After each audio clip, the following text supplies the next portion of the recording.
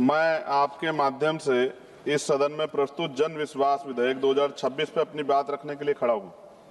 इस विधेयक में 23 मंत्रालयों के 79 केंद्रीय कानूनों को 78(4) प्रावधानों में संशोधन कर ईज ऑफ डूइंग बिजनेस के लिए 717 छोटे अपराधों को अपराध की श्रेणी से बाहर किया गया। भारत में सभापति जी धारणा है कि अमीर लोग कानून का मजाक बनाते हैं और गरीब कानून की चक्की में पिसता है। आज आपके पास सरकार पे मौका था कि आप इस धारणा को बदलते, लेकिन आपने इसको और पुख्ता कर दिया। मैं स्पष्ट करना चाहता हूं कि हम सुधारों के विरोध में नहीं है, लेकिन हम ऐसे किसी सुधार का विरोध अवश्य करते हैं जो जवाबदेही को कमजोर करता है और कानून के डर को खत्म करे और समाज में असमानता बढ़ाए। आज सरकार जन विश्वास की बात करे, लेकिन मुझे डर है कि ये जन विश्वास केवल विशेष वर्ग का विश्वास बन के न रह जाए। महोदय, सरकार इस विधेयक को छोटे अपराधों खत्म करने वाला बताती है, लेकिन जब हम इसके प्रावधानों को ध्यान से देखते हैं तो एक बड़ा सवाल खड़ा होता है कि क्या हम वास्तव में सुधार कर रहे हैं, नियमों को ढीला कर रहे हैं। महोदय, राष्ट्रीय न्यायिक डेटा ग्रिड के अनुसार देश में आज 4.7 करोड़ से अधिक मामले अदालतों में लंबित हैं। यह सही है कि हमें न्याय प्रणाली को सरल बनाना चाहिए, लेकिन इसका समाधान यह नहीं हो सकता कि हम अपराध को अपराध ही ना माने। महोदय, आपके माध्यम से मंत्री से पूछना चाहता हूं, क्या सरकार ये मानती है कानून को कमजोर करना ही न्याय सुधार का रास्ता है? यह परिवर्तन तंत्र कमजोर है तो उसे मजबूत करना चाहिए, ना कि कानूनों को कमजोर करके समस्या को छुपाया जाए। महोदय, इस विधेयक में कई जगह जेल की सजा हटाकर केवल जुर्माना कर दिया गया, और मैं जब ये पढ़ रहा था तो ये भगत सिंह जी की जेल डायरी भी मुझे आज, मैं 2 दिन से इस पर कोशिश कर रहा था कि इसको जानूं। जेल, जब कोई अपराध करता है तो उसको जेल का डर होता है, और ये डर खत्म हो जाएगा पैसे वालों के, तो फिर वो जम के अपराध करेंगे, ऐसा मेरा मानना है। सभापति जी, भारत की टॉप 500 कंपनियों का कुल टर्नओवर लाखों करोड़ रुपए में, ऐसे में कुछ लाख या कुछ करोड़ का जुर्माना उनके लिए सजा नहीं बल्कि कास्ट ऑफ डूइंग बिजनेस बन जाता है। महोदय, हमारे देश में असमानता लगातार बढ़ रही है। ऑक्सफाम की रिपोर्ट के अनुसार भारत की टॉप 1% आबादी के पास देश के लगभग 40% संपत्ति है, जबकि नीचे के 50% के पास बहुत ही सीमित संसाधन है। ऐसे में यदि सजा केवल जुर्माना रह जाए तो गरीब के लिए यह सजा होगी, अमीर के लिए सुविधा बन जाएगी। महोदय, मैं आपके माध्यम से मंत्री से पूछना चाहता हूं कि इस विधेयक में समान कानून की जो भावना है को लेकर जो प्रावधान किया गया है, जब आप इसका उत्तर दे तो मेरे प्रश्न का सवाल जरूर दे कि समान कानून की भावना कहां गई। महोदय, जिन कानूनों में संशोधन किया जा रहा है उनमें कई ऐसे हैं जो सीधे तौर पे पर्यावरण और श्रमिकों के अधिकारों से जुड़े हुए हैं। भारत में हर साल लगभग 16 लाख से अधिक लोगों की मृत्यु वायु प्रदूषण से जुड़ी बताई जाती है। एनसीआरबी के अनुसार हर साल हजारों श्रमिक कार्यस्थल दुर्घटनाओं के शिकार होते हैं। ऐसे में यदि इन क्षेत्रों में सख्ती कम की गई जाती है तो इसका सीधा असर आम नागरिकों और मजदूर वर्ग पे पड़ेगा। क्या सरकार यह स्पष्ट करेगी कि पर्यावरण उल्लंघन अब केवल जुर्माने से निपटाए जाने वाला अपराध बन जाएंगे?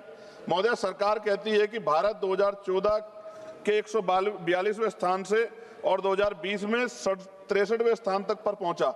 यह उपलब्धि अच्छी है, लेकिन क्या हम ये ईज ऑफ डूइंग बिजनेस के नाम पर ईज ऑफ जस्टिस को कमजोर कर रहे हैं? क्योंकि अगर न्याय कमजोर होगा तो निवेश का माहौल अंततः प्रभावित होगा। महोदय, अदालत पर बोझ कम करने की बात की जाए, लेकिन सच्चाई है कि भारत में प्रति 10 लाख आबादी पर केवल 21 जज है, जबकि कई विकसित देशों में यह संख्या 50 से 100 के बीच है।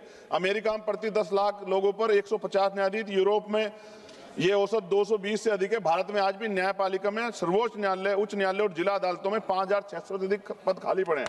मंत्री जी, अपने उत्तर में बताएं कि इस तरह के केसेज में क्या सरकार जजों की संख्या बढ़ाने पर विचार कर रही है?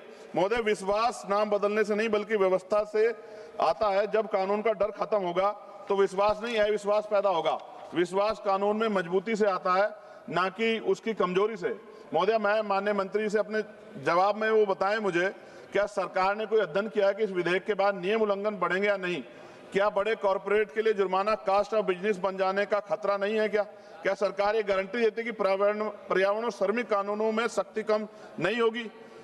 महोदय, विपक्ष केवल आलोचना नहीं करता, मेरे को सुझाव भी है, समाधान भी है। बार बार उल्लंघन करने वालों पर सख्त दंड, जुर्माने को टर्नओवर पर आधारित किया जाए, पर्यावरण और श्रमिक कानूनों में सख्ती बरकरार रखी जाए और न्यायपालिकाओं में जजों की संख्या बढ़ाई जाए। महोदय, यह विधेयक एक महत्वपूर्ण विषय को छूता है, लेकिन इसकी दिशा और प्रभाव को लेकर गंभीर चिंताएं हैं। आप कानून का डर खत्म करके विश्वास नहीं बना सकते। विश्वास तभी बनेगा जब ये न्याय सभी के लिए समान होगा। और अंत में केवल मैं इतना ही कहना चाहता हूं, कानून अगर कमजोर होगा तो व्यवस्था डगमगाएगी, और व्यवस्था डगमगाएगी तो जनता का विश्वास टूटेगा। मैं इस विधेयक का विरोध करता हूं, लेकिन मंत्री जी को मैं ये कहना चाहता हूं, अगर वो हमारे सुझाव पे काम करेंगे तो ये अंत है। जैसे बाबा साहब ने कहा था कि संविधान कितना भी अच्छा क्यों ना हो, चलाने वाले हाथ अच्छे नहीं होंगे, उनकी नीयत अच्छी नहीं होगी, उनकी नीति अच्छी नहीं होगी, तो अंत संविधान बुरा साबित होगा। और संविधान कितना भी अच्छा, कितना कैसा भी क्यों ना हो, अगर चलाने वाले हाथ अच्छे होंगे, उनकी नीति अच्छी होगी, उनकी नीयत अच्छी होगी, तो अंत संविधान अच्छा साबित होगा।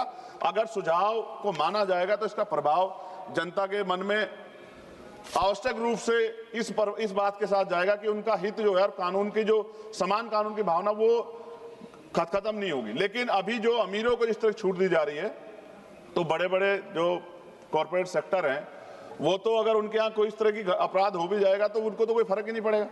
तो इससे क्या कानून, मजदूरों के अधिकार, गरीबों के अधिकार बच पाएंगे? अब जैसे हमारे सम्मान साथी कह रहे थे सभापति महोदय की जो ड्रग्स है, नकली जो दवाइयाँ, मैं खत्म करूंगा सभापति जी, जो नकली दवाइयाँ हैं आप महसूस करके देखिए, सिर्फ चंद पैसों के लिए मिलावट हो रही है, जहर बेचा जा रहा है चंद पैसों के लिए, सिर्फ अपना व्यापार बढ़ाने के लिए। क्या इससे गरीबों की जिंदगी खतरा नहीं होगा? क्या सरकार इस तरफ सोच रही है? तो मेरा आपसे आग्रह है कि सरकार इस पर सोचे, और आपने मुझे अवसर दिया, धन्यवाद। जय भीम, जय भारत। माननीय सदस्य श्री उमेश भाई पटेल जी।